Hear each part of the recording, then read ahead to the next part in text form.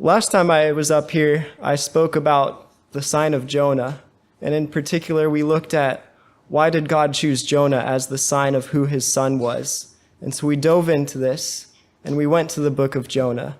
We found the book of Jonah is very much about mercy. And in fact, we found another deeper connection that brought us all the way back to the second commandment. And we found there's an even deeper connection that with the law of God and in the second commandment, a contrast between a physical and visible form of worship, which is the worship of idols, versus the worship of the true and living God, which is a God of mercy. So I'm going to start today by going back to Exodus and reading this commandment to you. It's in Exodus chapter 20 and verse 4. You can turn there if you like, otherwise I'll read it as it's written in the New King James. You shall not make for yourself a carved image, any likeness of anything that is in heaven above, or that is in the earth beneath, or that is in the water under the earth. You shall not bow down to them, nor serve them. For I, the Lord your God, am a jealous God, visiting the iniquity of the fathers upon the children, to the third and fourth generations of those who hate me, but showing mercy to thousands, to those who love me and keep my commandments. And so we see a contrast. We see the physical aspects of worship and how God tells us, yes, there's great things in this world. There's the heavens and the earth, and there are things that you might want to worship. And in fact, it's kind of a natural tendency for us as humans to gravitate toward these visible forms of worship. And that's what the Pharisees tended to do in the time of Jesus. And it was this visible form of worship that blinded them to not seeing who Jesus Christ was and prompting them to ask for a sign that Jesus Christ was who he said he was. And so we see this interesting conundrum that we may study the Word of God all our lives as the Pharisees did, in which they probably knew their scriptures better than any of us here, and yet they couldn't recognize Jesus Christ for who he is. And Jesus, he mentioned, even in his Sermon on the Mount, that there are people that will go to heaven or they will come before God, in the kingdom, and he will tell them, I didn't know you. Go, depart from me, you who committed lawless deeds. And in another conversation, Jesus, with the woman by the well, the Samaritan woman, he made a comment to her, and that's in John chapter 4, that he said that there's coming a time when you will neither worship on the mountain nor in Jerusalem, but you will worship the Father. You worship what you do not know, but we worship what we know, for salvation is of the Jews. But the hour is coming, and now is, when the true worshipers will worship the Father in spirit and in truth, for the Father is seeking such to worship him. And so it seems as though to this woman he said, you worship what you don't know, but there is a true and a right way to worship God, and there is a way that can lead us to understand who he is. And I propose today that this true form of worship is also in the second commandment. Just as God tells us how not to worship him, he offers us the key to how to worship him. Because he says, you shall not make any image of God, of anything in the likeness of heaven above or on the earth or in the waters. And he said there, you can't create an imposter image of me. I want you to worship the true image of God. And he tells us very plainly and very clearly in the account where he describes the creation, what the true image of God is. He says in Genesis chapter 1 and verse 26 that he made man in his image. In the likeness of God, he made them, male and female, he made them. And God tells us very plainly, the image of God is right here. It is in you. You have the potential to become the sons of God. And I say potential because we're not there yet. We don't literally bow down to each other because we're not perfect yet. We're not the perfect image of God. God allowed for sin to enter into the world. And so when sin and imperfection entered, so did the need for mercy. I would like to share a story that I heard a couple years ago.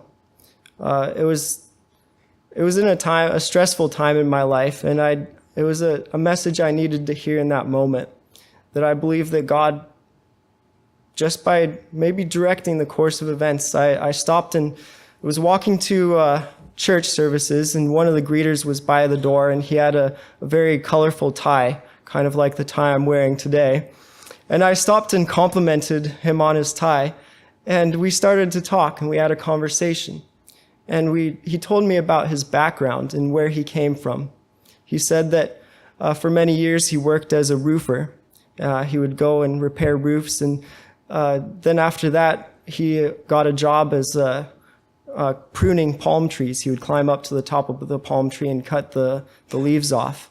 And he explained to me that he had dyslexia, and it was because of this dyslexia he knew that he had to stick to these manual jobs.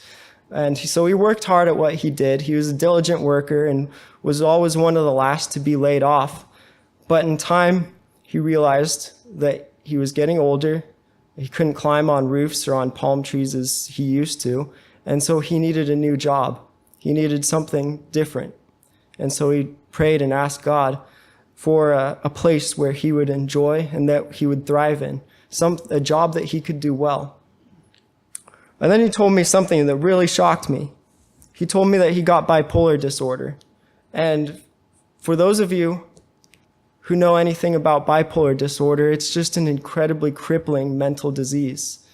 The two people I've met who had it, one was a homeless man in Portland, and the other was a guy I knew in college that ended up dropping out. And talking to these people, I could just see what an impact on their lives it had. And so I thought, how can someone recover from such a thing? And yet this man said he did. He went to a clinic where they did art to get well.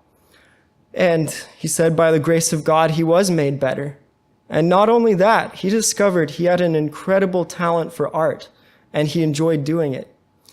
And what's even more amazing is those at this clinic recognized him for his talent and his ability, and they created a job opening specifically for him, a job that wasn't there before, but they made a job for him.